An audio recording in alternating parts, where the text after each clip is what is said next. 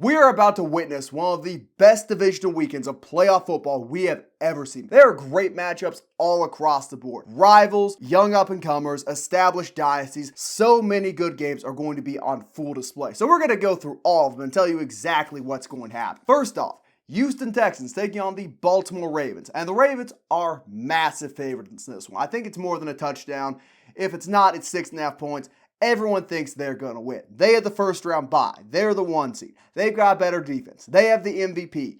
Some would say they have better weapons. And I don't care about any of that because the Houston Texans are going to rock up into Baltimore and punch them in the mouth. We have seen in the past, the bye week does not do the Baltimore Ravens any favors. It destroyed them against Derrick Henry's Titans. I really do think it is going to cost them against C.J. Stroud and his Houston Texans.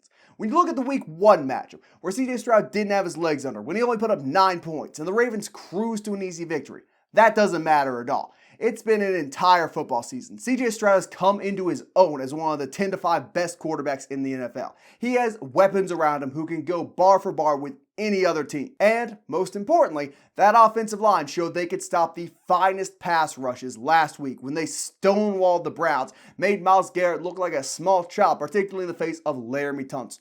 That offensive line is why the Texans are going to win. I don't think the Ravens are able to generate a pass rush.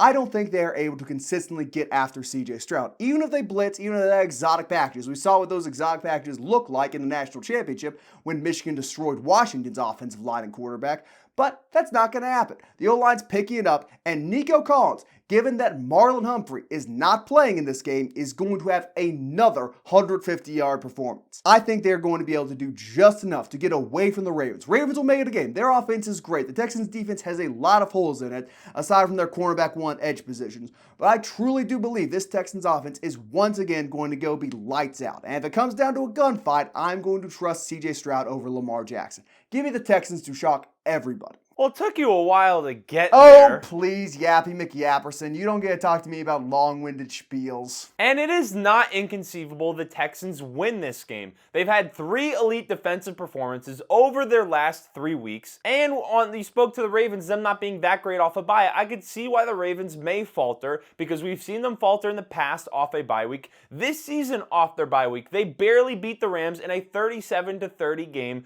So off a bye, in the past, the Ravens haven't been all that great. I just can't see them losing to this Texans team because of how good their offense is. Their receivers are the best receivers Lamar Jackson has had in his entire career. Lamar Jackson is playing better in the pocket than he has had in his entire career. They're getting Mark Andrews back, so he's going to be reinserted into that offense. Can I just touch on that really quickly? I'm glad you brought that up. I would rather have a 100% healthy Isaiah Likely over a slightly dinged up Mark Andrews. I think they're rushing him back a little bit too quick for the sake of giving Lamar another elite weapon who has to be schemed against. I think Likely's performance, if he is fully able to take all those snaps, would be better than Mark Andrews. Well, like you said, has to be schemed against. I don't think he's necessarily being reinserted into the offense like we've seen him in years past when he dominates. I think, like you said, they want him to be out there. They want him to be someone the Texans have to worry about, so they're going to have to worry for 2 tight end sets and have to maybe scheme for different packages the Ravens could possibly throw out there. And it's probably more likely he's used more as a distraction rather than the number 1 threat we've seen in their offense in years past. Could also say that if he's still somewhat banged up with that lower body injury, he might not be able to run block as well, in which case he starts to become a negative on that offense. He's a great run blocker when healthy, but is he healthy? I don't think Mark Andrews coming back is a negative. And like everything I said, with how dominant they've been, with how I think they're more dynamic and there's different ways that they can beat you this year than in years past. I don't think it's as simple as just make Lamar pass the ball now. He's been very good from the pocket this season. He's still running the ball at a high level. Gus Edwards, Justice Hill. We'll see if Dalvin Cook gets 2 carries and gets more than 0 yards on those. And on the defense... Shout out to Theo Ash. On the defense... Their defense is the best in the NFL in the biggest moments this year. Their defense has showed up in a big way. Gave up only 19 points to the Dolphins, gave up only 6 points to the Lions, picked off Brock Purdy 4 times, gave up only 19 points to the 49ers offense. So every time their defense has been asked to step up against another elite offense, and I just named offenses I think that are probably better than the Texans. I think their defense is going to show up, and I think from what we've seen from the Ravens this year, they're going to be able to deal with better whatever the Texans throw at them than in the past when their offense wasn't quite as diverse. I'm glad you brought up those Dolphins and 49ers games.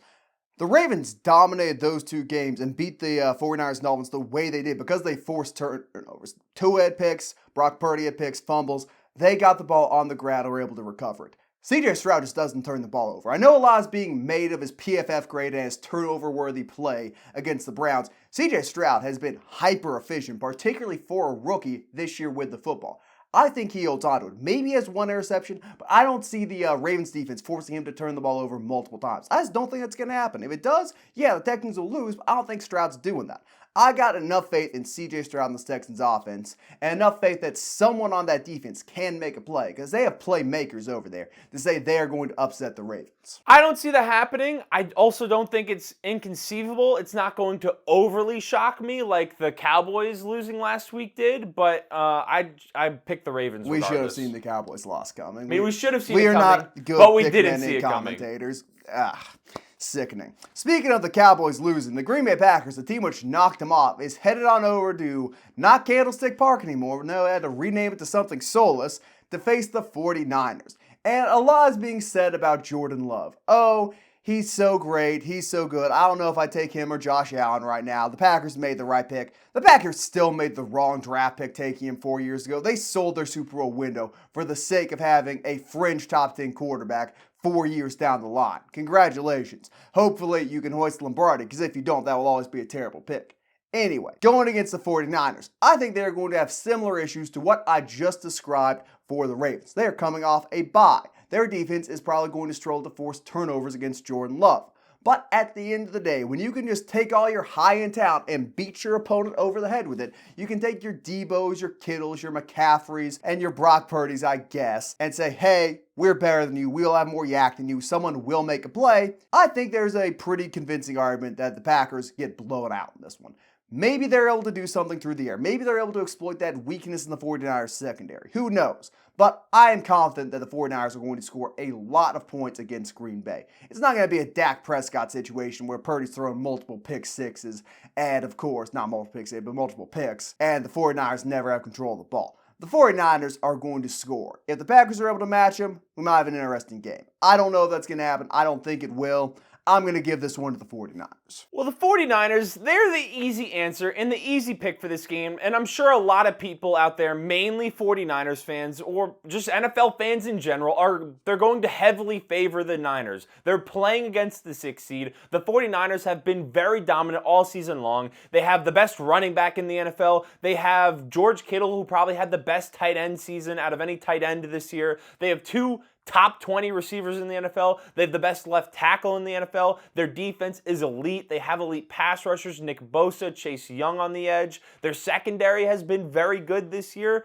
But on the other side of the field, they're playing the Green Bay Packers, who may be just a couple years away from what the 49ers are right now. I mean, you look at their receiver core: Romeo Doubs, Christian Watson, Jaden Reed, Bo Melton's a little further down the depth chart. Dontavian Wicks. These are all receivers that have shown major flashes this year, and all of them are under the age of 24. Very young core. Then at tight end, you have Luke Musgrave, Tucker Kraft. Both of them have shown flashes this year. And to speak to how good their offense has been in general and how good it is heading into this game, since Week 12, they've put up 28.6 points per game, 386 yards of offense on average per game since Week 12. So their offense has been playing at a high level. Those numbers would be good enough for 4th in the NFL when you compare it to everyone else's regular season averages. Granted, I know there are other teams out there that have a really good 8-game stretch, so I know that's kind of cherry picking the stat a little bit when it comes to just how good they've been compared to other teams. And you look, I know you spoke to the defense, how bad the defense has been. You didn't say it today, but you said it in previous podcasts, because they gave up 30 points to the Panthers, but they gave up, 10 points to the Vikings, 9 points to the Bears. Okay, Nick Mullins, Justin Fields, Josh Dobbs, and then whatever Vikings quarterback that was, that is Mickey Mouse defense at the highest order. And then they went into the Cowboys Stadium and ended the game early with a pick six and with another interception that was very close to being a pick six and led to a quick Cowboys quick Packers touchdown. And the Packers offense took advantage of that. So the empty calorie numbers the Cowboys put up in that game doesn't really matter. It doesn't tell the full story of that Packers defense for how they dominated in Dallas against an offense that was basically the greatest show on turf when playing at home. Respect Dak Prescott's 400 yards and 4 touchdowns, including one to the defense. That is an elite performance. He didn't get enough help. And all it takes is one game for this Packers team to do exactly what they did against the Cowboys, turn it on, play at a high level to win. I think the 49ers are in real danger. With that being said, womp womp. I'm still picking the 49ers because they have the playoff experience. And I think at the end of the day, when you're playing a team that's as well coached as the 49ers, with all the experience that they have, it's going to be a little bit too much for the Packers to go into San Francisco to win. But I think there's a realistic chance they do win. Womp womp. I am so disappointed. You had set the table perfectly. Oh, they've got all these great young players. Their defense has been locked Unlike in. you, I'm a man of objectivity. No, you're not. Shut up. I don't pick with my heart. I pick with my eyes. You don't pick with your brain. That's what you don't pick with. You could have just been a man and said, yeah, the 49ers, the fan base I've been beefing with all season, they're going to stink. They're going to lose. Couldn't do it. Didn't have the heart to do it. Didn't have the intestinal fortitude. That's fine. We can agree on that pick. I think it's very nice for you to cover your base and say, well, it's going to be a close game. I can see the Packers. Buzz off, man. We're talking about real NFC North teams now. Tap dancing on up to Detroit, where the Lions are hosting the Tampa Bay Buccaneers. And this feels like a very similar matchup to what we had last week where the Lions took on the Rams. Receivers, strong defensive line, weaknesses on other parts of the defense, going up against that Detroit team, which we know all too well, which has a deep offense, Sam Laporte, Jahmyr Gibbs, David Montgomery, Amon-Ra St. Brown, best offensive line in football in my opinion, and a defense with 2 or 3 playmakers, but otherwise is rough. I think we're going to see a slightly more high-scoring but similar game to what we saw last week, where the Rams were able to make it close but couldn't quite get past the lines. I think Dan Campbell is going to have his guys play with a bit more intestinal fortitude. He's going to take more risks than Todd Bowles, and at the end of the day, I would probably take that Lions offense, and I might even take Jared Goff over Baker Mayfield. I know how great Mike Evans has been this year. I know how great those Bucs receivers have been. But I think the depth of the Lions offense, the strength of their offensive line, the multifaceted nature of their offense is going to allow them to play keep away, run the ball a lot more than the Bucs, and really give them the chance to control this game. The final score winds up being a bit further away than what it was last week. I think the Bucs lose by a touchdown, maybe even 2. But it's going to be a very competitive game for the most part. Mike Evans, having said all that, the Lions are going to win, based off old C.J. Gardner-Johnson's comments, I have a strong suspicion Mike Evans is going to have 150 yards and 2 touchdowns on his head. I get the feeling that might be imminent. But still, I'm taking the Lions in this one. Better offense. This is the game I feel most confident about, and the Lions fans out there that are upset that I predicted them to be a first-round exit, I am a man of objectivity. I'm still picking them to win this game because even with what the Bucs have done this season, you compare them to the Rams, they don't have as good a quarterback as the Rams. The Rams have more good receivers. Their running game is better than the Bucs' running game. So everything the Rams do on offense, they do it slightly better than the Bucs, in my opinion. I don't think you can really point to the Bucs and say they have something they do better. Maybe you want to point to Mike Evans as like They're better in the red zone. I'll say that for the Buccaneers. There is the potential with that with what Mike Evans and Cade Otton has offered. He's been very good this season as a younger tight end. I don't know. I'm hearing things about Russell Gage for some reason. What I will say about the Lions game is the only thing that gives me a slight pause is they are the only team last week that had a close game. Even the Buccaneers-Eagles game was a blowout. So they're not quite coming off the momentum of a blowout. Granted, first playoff win, and I think maybe it's the first playoff win they've ever won with the way their fans are reacting. You are such a bitter, petulant child. You know that, right? Oh, man, I'm getting called out for my wrong prediction. A fan base who has known nothing but suffering from all their professional sports teams, besides the Detroit Pistons, who are good for stretches, is excited they won a playoff game. Do you know how many people up there in Detroit don't care about the Pistons, who have never seen a championship in their life, never seen a playoff win in their lifetime? You are a bitter, you are petulant, and you deserve the next 10 years of suffering. Daniel Jones, whatever coaching staff you tried out there. I've seen more Super Bowls in my lifetime than Vikings fans. Are you on the team? Are you on the team? Where's your ring? Where's your ring? Where's your ring? Oh, then why are Lions fans crying after a wild card win if they're not on the team? It just means more up there. I'm sorry you big city elitists don't understand what the little people go through. It's okay. It's okay. You got dunked on. You're going to get dunked on again. It is an inevitability of what we do. Get over it. A little bit of cognitive dissonance there. But, you like that big word? That's 2 big words, dipshit. Cognitive dissonance. Nice try, man. What, you think there's a little dash in between those 2? No.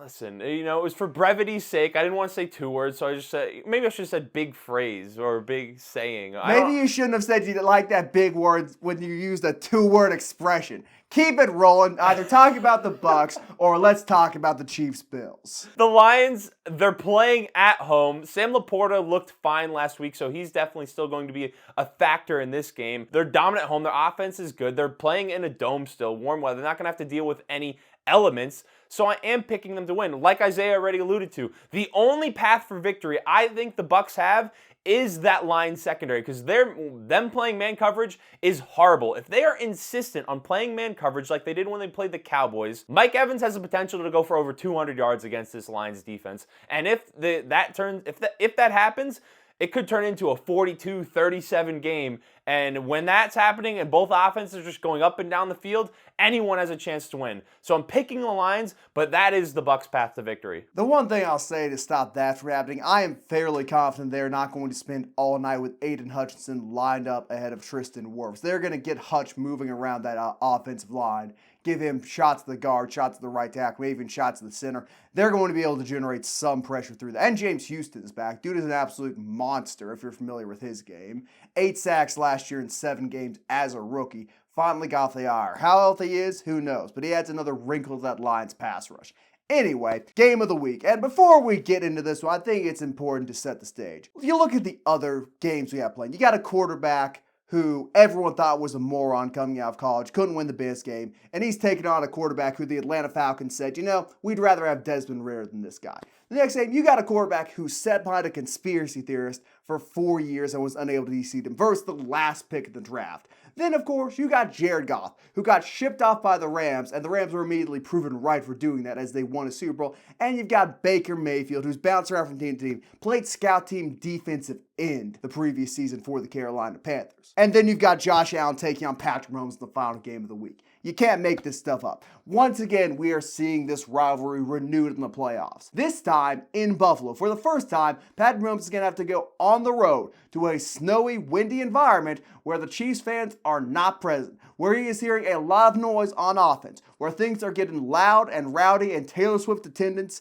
does not mean a thing. You've got the Bills, the most complete team they have had in a long time. That defense which just won't die despite all the injuries they've gone through. Still dominant. You've got the running game. James Cook, maybe better than his brother, had the best season I've seen from any Cook brother as a rusher on the ground. You've got that offensive line, which has some holes, sure, but is able to ground and pound you. And of course, you've got Josh Allen throwing to 2 great tight ends, throwing to Gabe Davis, and of course throwing to Stephon Diggs, who knows more than anyone what it feels like to lose to the Kansas City Chiefs. Then you got Patrick Mahomes. Some would say his receivers are lacking. I say, have you heard of Rashee Rice? Some would say Travis Kelce is old and fat. I'd say he has an awful lot of receiving yards for being old and fat. Their O-line, still great. Their defense, young and great. And of course, we've got 2 great coaches. Andy Reid, best offensive coach of all time, versus the man who embraced jihad, Sean McDermott, who has led his team to 6 straight victories in the name of Allah. This is going to be the best playoff game of the week.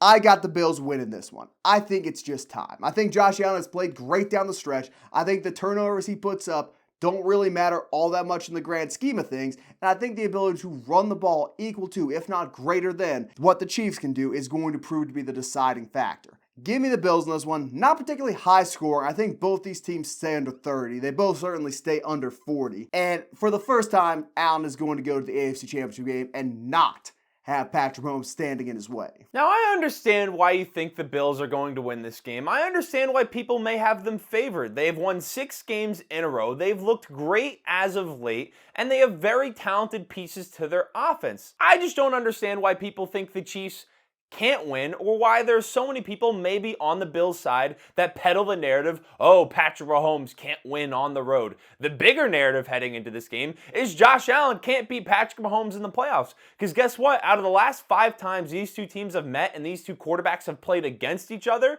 Josh Allen has won 3 of them, all in the regular season. Patrick Mahomes has won their 2 playoff games against each other. So when it comes down to it, Patrick Mahomes is the playoff performer, and Josh Allen just hasn't been that guy when it comes to playing. No, I let you speak. I get to talk. Josh Allen hasn't been that guy against the Chiefs in the playoffs, able to pull off a victory. Did you see the last game he played against the Chiefs? Speak. Did you see that I don't game, care. Let me speak. I let you speak for just 2 minutes. Now I get to go. You should have interrupted me then. 350 yards, 5 touchdowns. He can't perform against the Chiefs. He didn't get to perform against the Chiefs. He lost, Mr. Wins are a quarterback stat, and that is all that matters at the end of the day. And when it comes to comparing these two teams, everyone seems to, they crap on the Chiefs' offense. But when you compare them, the Chiefs are better at basically every single position, or it's even. They have the better quarterback. You point to Stephon Diggs, clearly point the receiver core in the Bills is clearly better than the Chiefs. Rashee Rice is 314 yards and 1 touchdown over his last 3 games. To get to those numbers for Stephon Diggs, you have to go back 7 games to get 340 yards and a touchdown. So the Chiefs, they've had the better number 1 receiver on their team over recent weeks. It hasn't been Stephon Diggs. And you look at the rest of the Bills receivers, Gabe Davis, Khalil Shakir, I don't even know, that Deontay Hardy's maybe their 4th receiver option. I'm not all that convinced they are that much better than the combination of MVS, Sky Moore, and Justin Watson, and whoever else the Chiefs trot out there. You were describing net negatives at the receiver position. You were describing guys who are capable of forcing more turnovers than the Bills' defense when you say those 3 receivers. By being average or slightly below average wide receivers, they are far and away clear of what the Chiefs are trotting out there. Chiefs at the tight end position. They have Travis Kelce, and on the Bills side of things, I trust Travis Kelce more than I do a rookie tight end and Dawson Knox. I can't even fucking say Knox. Dawson Knox. And then Isaiah Pacheco, James Cook, maybe you call that a wash. And I trust the Chiefs offensive line more than I do the Bills offensive line. And you compare the defenses, it's not even close. The Chiefs have the 2nd best defense, or the best defense in the NFL, compared to, if you prefer theirs, or the Ravens. They've been elite this season. The best defense Patrick Mahomes has had. So with the emergence of Rashee Rice, that defense, I'm picking the Chiefs to win. What I will say, I'm giving a path to victory for every team that I think is going to lose the game, is if the Bills get out early, that is how they win, and that is how they control the game. I don't think that's what's going to happen, but the Chiefs don't quite have the same ability they had in the past to lead quick drives to even up the score. And that's how I think the Bills can win, but I think the Chiefs are going to win this game. Just a lot of hating there. Oh, Patrick Mahomes, clearly the better quarterback. Josh Allen clearly cannot perform in the playoffs. A healthy Josh Allen might be the best playoff performer we have seen in the NFL for the past 5 seasons.